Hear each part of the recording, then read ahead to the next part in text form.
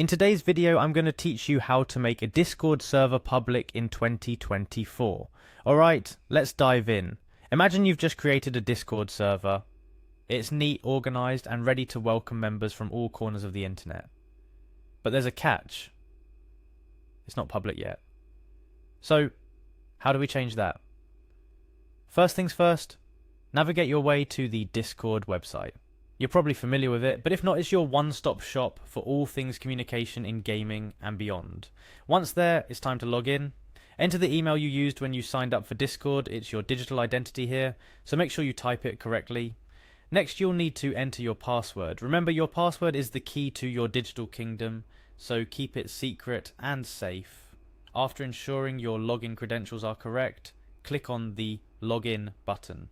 This magical button grants you access to your Discord account, welcoming you to a world filled with endless conversations and communities. After logging in, you'll find yourself on the Discord homepage. It's where all your conversations, direct messages, and servers live. From here, navigate to your server. It's a special place where you and your community can hang out, chat, and share experiences. Once you're in your server, look for the server settings option. It's where all the magic happens regarding customizing your server, setting up roles, and, most importantly, making your server public. After clicking on Server Settings, find and click on Community Settings.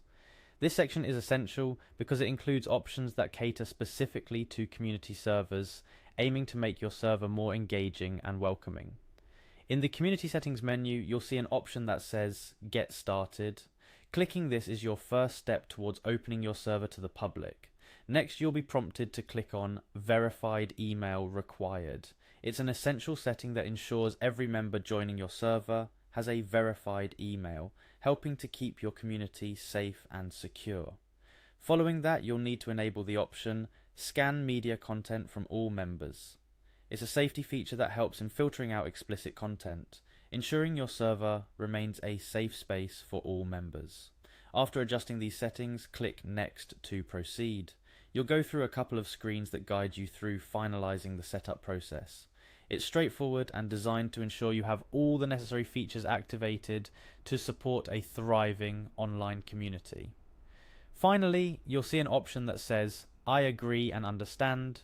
Clicking this signifies that you're aware of the guidelines and responsibilities that come with managing a community. It's the last step before you hit Finish Setup. Once you click Finish Setup, congratulations are in order. Your server is now public. It's ready to welcome new members who share your interests, hobbies, or love for a particular game. Remember, making your server public is just the beginning. Engaging with your community, organizing events, and ensuring a safe environment for all members are the keys to a successful and thriving server. So, there you have it. You now know how to make your Discord server public. It's a simple process, but it opens the door to building a vibrant and engaging community. Remember to keep your server a welcoming and safe place for all, and you're sure to see it grow. Thank you for following along with this tutorial.